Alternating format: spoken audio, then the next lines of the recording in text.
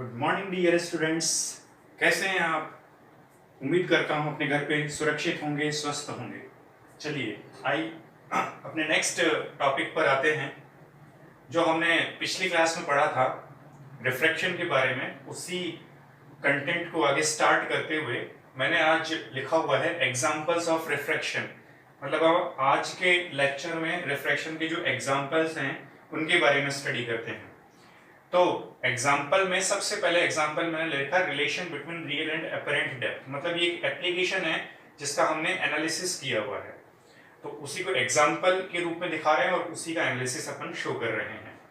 ठीक है, मतलब अपन ये दिखा रहे हैं कि कोई भी एक कंटेनर है, उसमें लिक्विड भरा हुआ है, उसमें पानी भरा हुआ है, तो उस कंटेनर के नीचे वाला जो लेवल है, बॉटम लेवल, वो हमें वहां पर ना दिखाई देते हुए थोड़ा सा ऊपर उठा हुआ दिखाई देता है। तो ऐसा क्यों होता है, उसका रीजन समझाया गया और उसका एनालिसिस किया गया है। चलिए आते हैं। देखिए डायग्राम है, कंटेनर है, एक पानी का बर्तन ले रखा है, उसमें पानी भरा हुआ है, लिक्विड भरा हुआ है, वाटर भरा हुआ है। ठीक है, और हम एक ऑब्जेक्ट शो कर रहे हैं पॉइंट ए की फॉर्म में।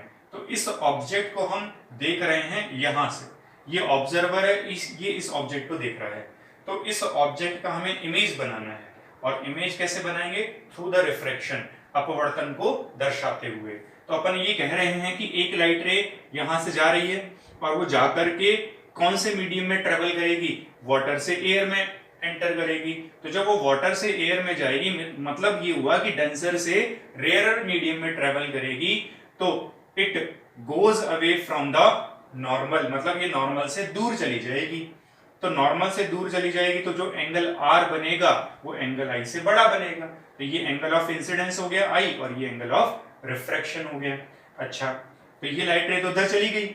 अब दूसरी लाइट रे ऐसे जा रही है, सीधी जा रही है। सीधी मतलब नॉर्मल के अलोंग जा रही है। नॉर्मल के अलोंग जाने का मतलब कि इस लाइट रे का एंगल ऑफ इंसिडेंस कितना बना, आपतन कोण कितना बना? 0 बना। और एंगल ऑफ इंसिडेंस अगर 0 है तो एंगल ऑफ रिफ्रैक्शन भी 0 होगा। इट मींस अपवर्तन कोण भी 0 होगा। इसका मतलब ये हुआ कि जो लाइट रे है वो नॉर्मल के अलोंग जा रही है, तो वो नॉर्मल के अलोंग ही चली जाएगी, उसका कोई रिफ्रैक्शन नहीं होगा। इट मींस ये हुआ कि एक लाइट रे रिफ्रैक्ट होकर के सीधी चलेगी और एक लाइट रे इस तरह से मुड़ गई। अब इमेज कहां बनेगा? तो इमेज की डेफिनेशन अपन ने ये कही थी कि इमेज वहां बनता है जहां पर लाइट रेज आपस में इंटरसेक्ट करती हैं। कौन सी लाइट रेज? या तो रिफ्लेक्टेड या रिफ्रैक्टेड। तो यहां पर जो रिफ्रैक्टेड लाइट रेज हैं, जहां पर इंटरसेक्ट करेंगी वहीं पर इमेज बन जाएगा। तो मैंने कहा एक लाइट रे इधर गई और एक लाइट रे इधर गई, तो ये आगे जाकर तो इंटरसेक्ट कर नहीं सकती, इसलिए मैंने इसको वर्चुअली एक्सटेंड किया पीछे की तरफ। तो जैसे ही पीछे की तरफ एक्सटेंड किया, ये यहाँ पर इंटरसेक्ट कर रहा है, जहां पर ये इंटरसेक्ट कर रहा है वहां पर इमेज बन जाएगी। तो ऑब्जेक्ट ए का इमेज कहां बना? सी पर। तो ऑब्जेक्ट ए जहां पर है उस जगह पर इमेज ना दिखाई देते हुए कहां पर दिखाई दे रहा है? सी पर। तो इसका मतलब हम इस बॉटम लेवल को जब देखेंगे बाहर से एयर में रहते हुए, तो हमें ये बॉटम लेवल यहां पर ना दिखाई देते हुए थोड़ा सा ऊपर उठा हुआ दिखाई पड़ेगा। और उसका रीजन क्या है, उसका कारण क्या है? क्योंकि यहाँ पे लाइट रेज रिफ्रैक्ट हो रही हैं, अपवर्तित हो रही हैं, इसी वजह से हमें इमेज ऊपर की ओर दिखाई पड़ रहा है। अच्छा, अब अपन इसका एनालिसिस करते हैं। तो एनालिसिस करने के लिए दो क्वांटिटीज मैंने लिखी हुई है, रियल डेप्थ और अपरेंट डेप्थ।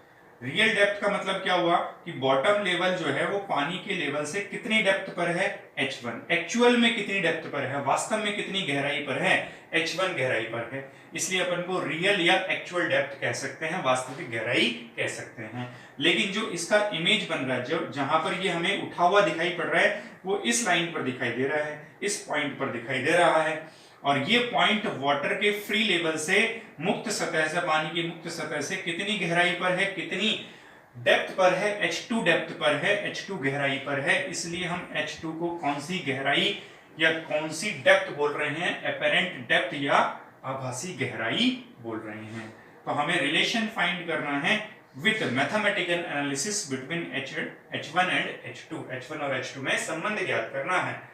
ठीक है, ऑब्जर्वर यहाँ है, वाटर का रिफ्रैक्टिव इंडेक्स म्यू ए और म्यू डब्ल्यू सॉरी, और एयर का म्यू ए है।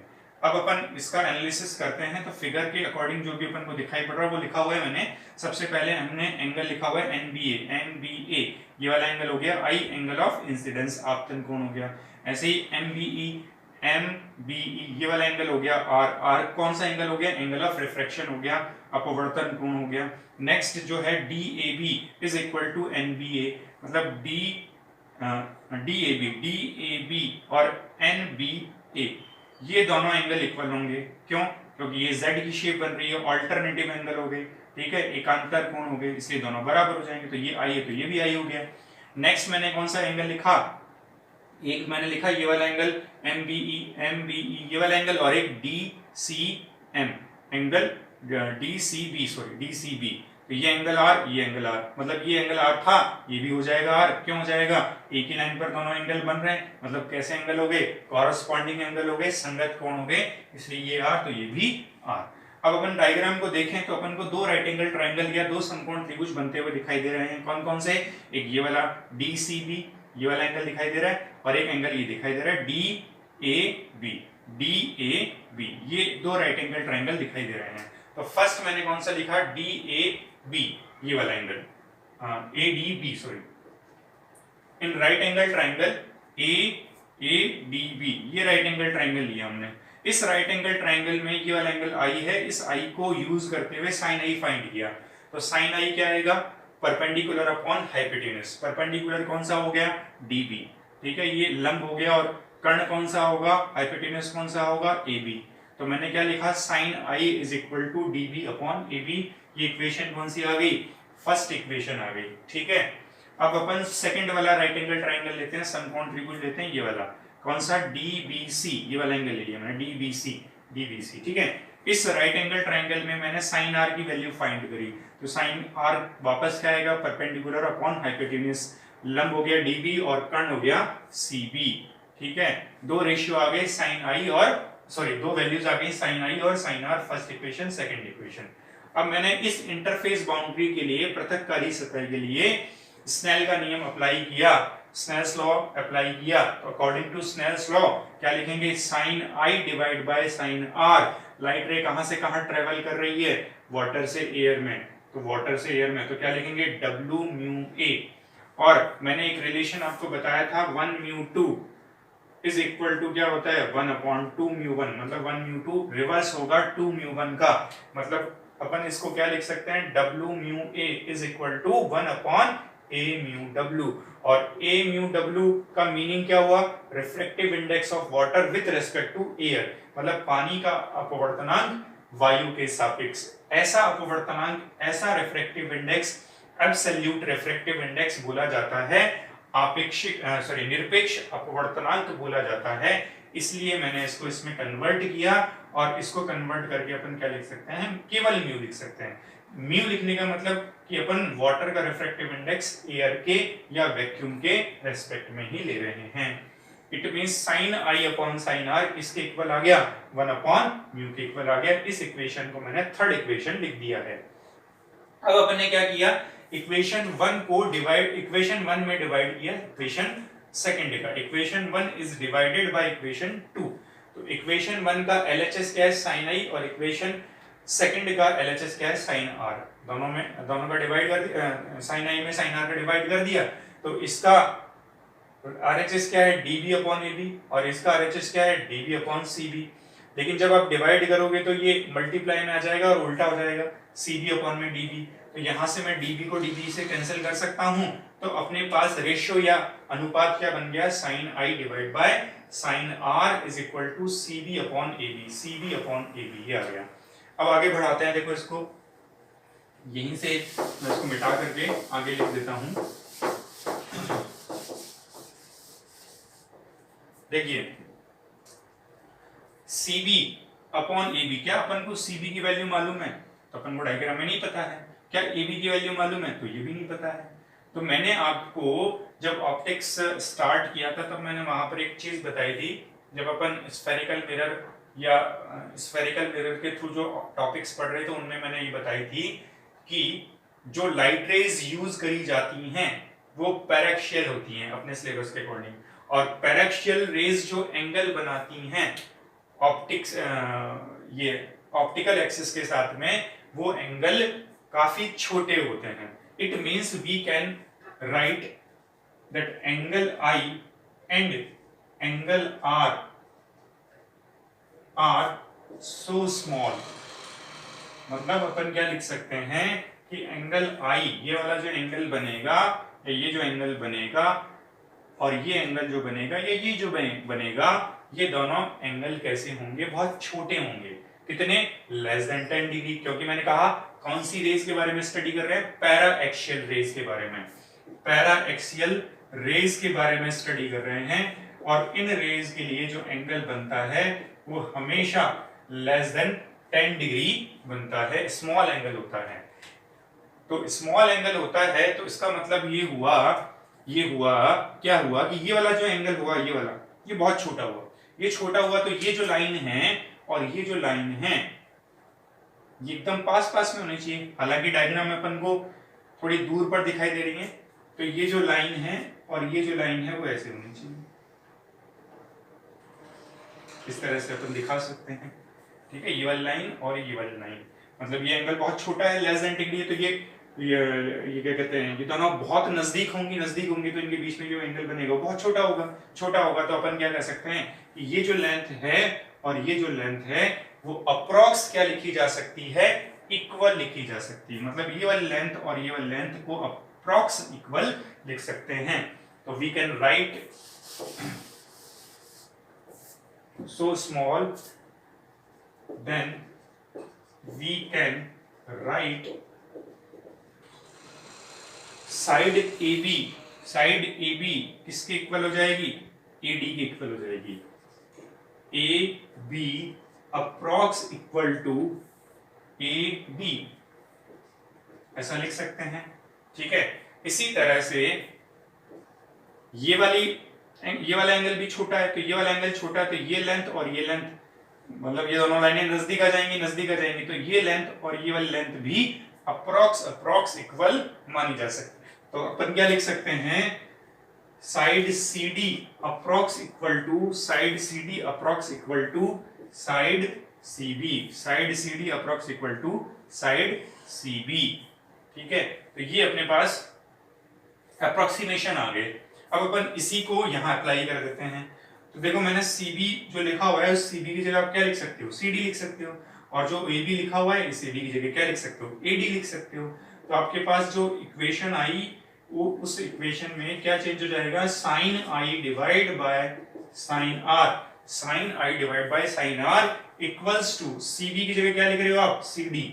ठीक है, और AB की जगह क्या लिख रहे हो? AB की जगह क्या लिख रहे हो? AD लिख रहे हो.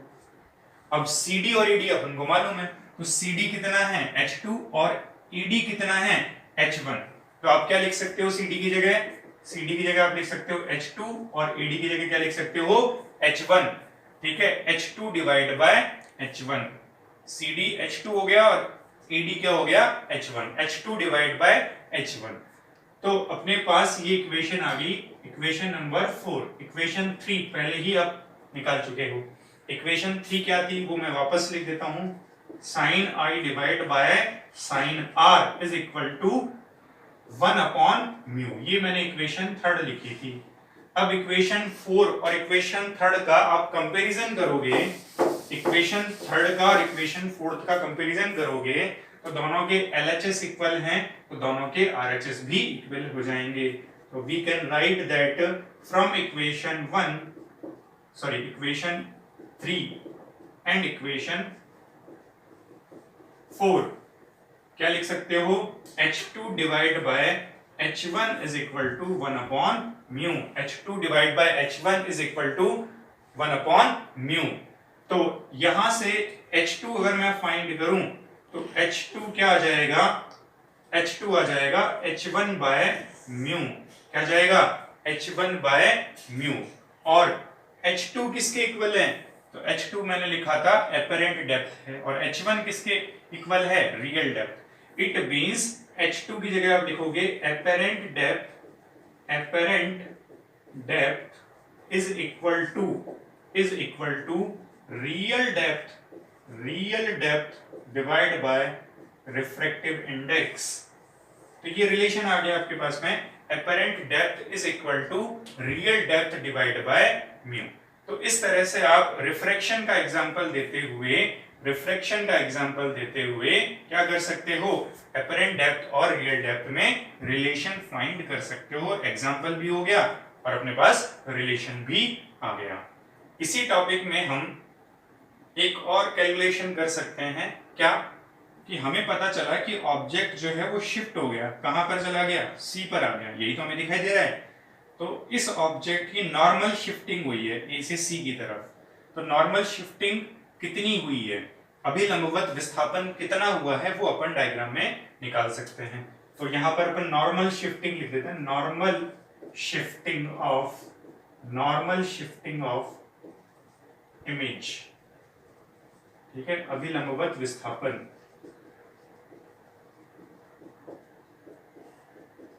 इसको अपन लिख सकते हैं या फाइंड कर सकते हैं, कितना आएगा देखो, अपन को फाइंड करना है ये वाली डिस्टेंस AC, ठीक है। तो AC फाइंड करने के लिए क्या करें, कंप्लीट डिस्टेंस है AD, इसमें से CD को सब्ट्रैक्ट कर देंगे तो कौन सी डिस्टेंस आ जाएगी, AC। तो अपन क्या लिख सकते हैं, AC is equal to AD minus CD, ठीक है, AD में से CD सब्ट्रैक्ट कर दिया। अब AD कितना था, H1 था, और CD कितना है, H1 माइनस H2, तो ये आ गया। अब देखो H2 की रिलेशन क्या है, H2 किसके इक्वल आ रहा है, H1 अपॉन म्यू के इक्वल आ रहा है। तो अपन क्या लिख सकते हैं, H1 minus H1 upon mu. तो H1 आ गया कॉमन, तो क्या बचा, 1 अपॉन में 1 माइनस म्यू। तो ये क्या आ गया, नॉर्मल शिफ्टिंग, कि कोई भी ऑब्जेक्ट अगर इमेज बना रहा है अकॉर्डिंग टू रिफ्रैक्शन, और इमेज जो है शिफ्ट हो रही है कंपैरिजन टू ऑब्जेक्ट, तो वो कितना नॉर्मल शिफ्टिंग कर रही है, कितना उसका अभिलंबवत विस्थापन हो रहा है, वो अपन इस फॉर्मूले के अकॉर्डिंग डायरेक्ट निकाल सकते हैं, H1 मल्टीप्लाई 1 माइनस 1 अपॉन, ठीक है। तो मेरे को लगता है कि आपको बात समझ में आई होगी। एग्जाम्पल हो गया, रिलेशन हो गया, शिफ्टिंग हो गई। आइए अब नेक्स्ट एग्जांपल्स को कंसीडर करते हैं। सेकंड एग्जांपल मैंने लिखा है बेंडिंग ऑफ इमर्ज्ड ऑब्जेक्ट। कोई भी जो डूबी हुई वस्तु है लिक्विड के अंदर, पानी के अंदर, वो हमें मुड़ी हुई दिखाई देती है ड्यू टू रिफ्रैक्शन, अपवर्तन के कारण वो हमें मुड़ी हुई, बेंड होती हुई दिखाई देती है। किसकी वजह से, अपवर्तन के कारण, ड्यू टू रिफ्रैक्शन। तो कैसे दिखाई देती है उसका एक एग्जांपल मैंने डायग्राम के थ्रू दिखा रखा है। मान लो कि एक पेन है या एक पेंसिल है, उसको अपन ने लिक्विड के अंदर तिरछा रखा हुआ है, ऑब्लिक कंडीशन में रखा हुआ है, ठीक है। तो ये इसका नोक है या इसका एक फर्दर पॉइंट हो गया जिसको अपन A पॉइंट लिख रहे हैं। इस पॉइंट का हम इमेज देख रहे हैं, यहां से देख रहे हैं, ये ऑब्जर्वर है यहाँ पर कोई भी, वो ऑब्जर्वर क्या कर रहा है, इस पेंसिल को देख रहा है। तो जैसे ही वो पेंसिल को पानी के अंदर देख रहा है तो उसको ये पेंसिल जो है मुड़ी हुई दिखाई दे रही है इस तरफ, ठीक है। बाहर वाला हिस्सा तो सेम ही दिखाई दे रहा है, लेकिन ये जो हिस्सा है ये थोड़ा मुड़ा हुआ दिखाई दे रहा है, बेंड होता हुआ दिखाई दे रहा है।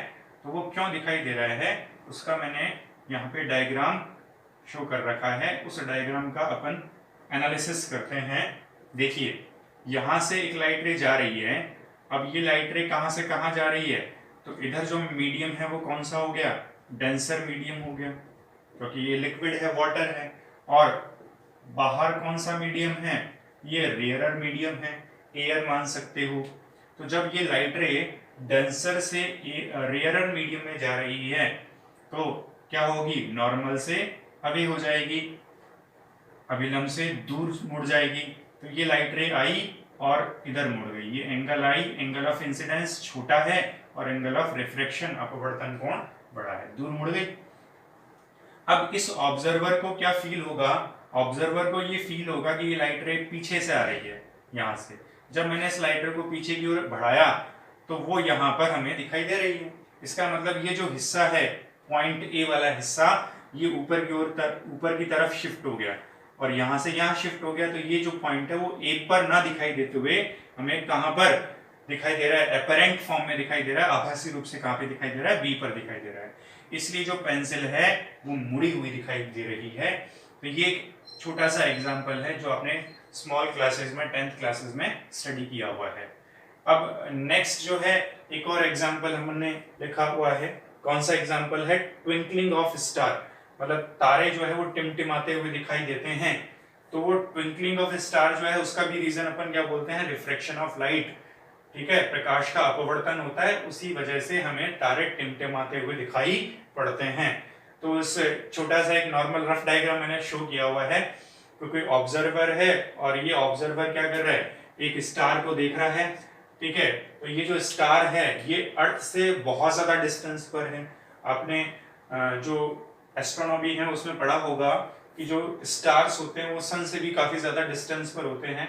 तो कोई भी एक स्टार है, वहां से लाइट रेज जा रही हैं, निकल रही हैं और वो अर्थ पर जा रही हैं। लेकिन जब वो लाइट रेज अर्थ से होते हुए एटमॉस्फेयर से होते हुए अर्थ पर पहुंचती हैं, वायुमंडल से गुजरते हुए पृथ्वी पर पहुंचती हैं, तो बीच में कई सारी लेयर्स होती हैं। किसकी? एटमॉस्फेयर्स की। ठीक है, उन एटमॉस्फेयर की जो लेयर्स होती हैं, जो परतें होती हैं, उनकी डेंसिटी अलग अलग होती है, उनका घनत्व अलग अलग होता है।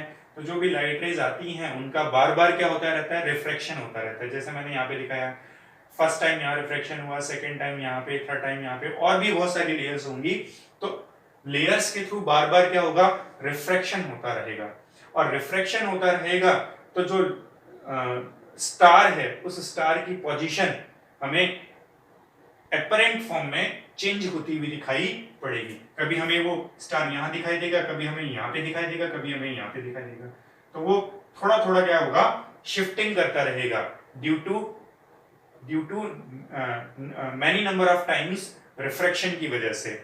जो रिफ्रैक्शन हो रहा है वो काफी बार हो रहा है, उस बार बार रिफ्रैक्शन की वजह से, बार बार अपवर्तन की वजह से इस स्टार की जो पोजीशन है, अपरेंट पोजीशन है, वो चेंज होती रहती है।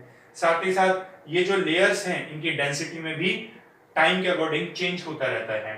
तो इन्हीं सभी कारणों से, इन्हीं सभी रीजंस की वजह से हमें जो स्टार है उसकी पोजीशन, अपरेंट पोजीशन में बार बार चेंजिंग होता हुआ फील होता है, अनुभव होता है। इसी वजह से हमें स्टार कैसे दिखाई देते हैं? ट्विंकलिंग फॉर्म में दिखाई देते हैं, टिमटिमाते हुए दिखाई पड़ते हैं। नेक्स्ट एग्जांपल हम पढ़ते हैं रिफ्रैक्शन का। apparent shift in the position of sun at sunrise and sunset, मतलब कि जब सूर्य उदय होता है या सूर्य अस्त होता है तो वो वास्तव में उदय नहीं होता, लेकिन हमें आभासी रूप से या अपरेंटली ऐसा लगता है कि वो सूर्य जो है उदय हो चुका है। वही कहानी अस्त होने के टाइम या सनसेट होने के टाइम हमें फील होती है। मतलब कि अपन एक ऑब्जर्वर हैं और ऑब्जर्वर के अकॉर्डिंग हम सन को देख रहे हैं। वास्तव में सनराइज नहीं हुआ है, लेकिन ऐसा अपन को फील होता है, अपरेंटली आभासी रूप से ये हमें अनुभव होता है कि सन राइज हो चुका है, लेकिन वास्तव में सन राइज नहीं हुआ है, सूर्य का उदय नहीं हुआ है। तो वह ऐसा क्यों फील होता है, उसका कारण क्या है? वही कारण मैंने डायग्राम में शो किया हुआ है। और बेसिकली फंडामेंटल रीजन तो यही है कि जो लाइट रेज हैं उनका रिफ्रैक्शन होता है, ड्यू टू रिफ्रैक्शन ऐसा हमें दिखाई पड़ता है। तो उसको थोड़ा डायग्रामेटिकली उसको समझने की कोशिश करते हैं। ये अर्थ है, यहाँ पर ऑब्जर्वर है और ये अर्थ के चारों तरफ एटमॉस्फेरिक लेयर्स हैं। ठीक है, वायुमंडल की परतें हैं। और ये जो लाइन मैंने शो कर रखी है ये है हॉरिजन, क्षितिज। तो क्षितिज लाइन जो है उससे कोई भी ऑब्जेक्ट नीचे होगा तो ये जो ऑब्जर्वर है उस ऑब्जेक्ट को नहीं देख पाएगा। हाँ, अगर कोई भी ऑब्जेक्ट इस क्षितिज के ऊपर चला जाएगा या ऊपर होगा तो वो ऑब्जर्वर इजीली उनको देख सकता है, क्योंकि जो सन से जो लाइट आएंगी जब वो नीचे होगा तो वो अर्थ के थ्रू ब्लॉक हो जाएंगी। मतलब ये जो सरफेस है उनको ब्लॉक कर देगा, तो ऑब्जर्वर तक लाइट नहीं पहुंचेगी। इसलिए वो ऑब्जेक्ट या वो जो भी ऑब्जेक्ट देख रहा है, सन देख रहा है, तो वो उसको दिखाई नहीं पड़ेगा। लेकिन अगर ये ऊपर चला जाएगा तो वहां से डायरेक्ट लाइट इसके पास आ सकती है, अर्थ के पास या इस सरफेस के पास नहीं पहुंचेंगी, इसलिए ऑब्जर्वर को दिखाई पड़ेगा। तो इसी फंडामेंटल रीजन को यूज करते हुए हम इसको एक्सप्लेन करते हैं। कैसे? तो देखिए, एक चीज अपन को ध्यान रखनी है कि जैसे जैसे हम एल्टीट्यूड की तरफ बढ़ते हैं, मतलब हाइट की तरफ बढ़ते हैं, तो जो डेंसिटी है एटमॉस्फेरिक लेयर्स की, वायुमंडलीय परतों की जो डेंसिटी है, जो घनत्व है, वो डिक्रीज होता जाता है। और डिक्रीज होने से जो अबव लेयर होती है, ऊपर वाली जो लेयर्स होती हैं, वो रेयरर मीडियम की तरह बिहेव करती हैं, और जो नीचे वाली लेयर्स होती हैं वो डेंसर मीडियम की तरह बिहेव करती हैं।